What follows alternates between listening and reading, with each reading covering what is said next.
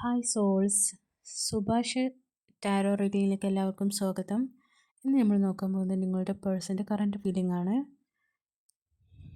First card വന്നിരിക്കുന്നത് king of പെൻറ്റിക്കിളാണ്.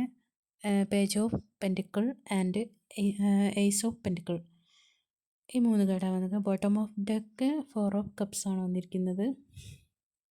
നമുക്ക് നോക്കാം. Long distance റിലേഷൻഷിപ്പാണ്. അവർ ദൂരെ നിന്നിട്ട് നിങ്ങളെ വാച്ച് ചെയ്തുകൊണ്ടിരിക്കുകയാണ്. നിങ്ങളോടുള്ള സ്നേഹം നല്ല ഉണ്ട്. അതേപോലെ നിങ്ങളെ സോഷ്യൽ മീഡിയയിലൊക്കെ സ്പൈ ചെയ്തുകൊണ്ടിരിക്കുന്നുണ്ടാവാം. എന്തായാലും പുതിയൊരു തുടക്കം വേണമെന്ന് ആഗ്രഹിക്കുന്നുണ്ട്. പേജ് ഓഫ് പെൻറ്റിക്കിളാണ് വന്നിരിക്കുന്നത്. സെക്കൻഡ് കാർഡ്, നിങ്ങളൊരു പ്രഷ്യസ് ഉള്ള ഒരു വ്യക്തിയാണ്, നല്ല മൂല്യമുള്ളൊരു വ്യക്തിയാണെന്നാണ് അവർക്ക് മനസ്സിലാവുന്നത്.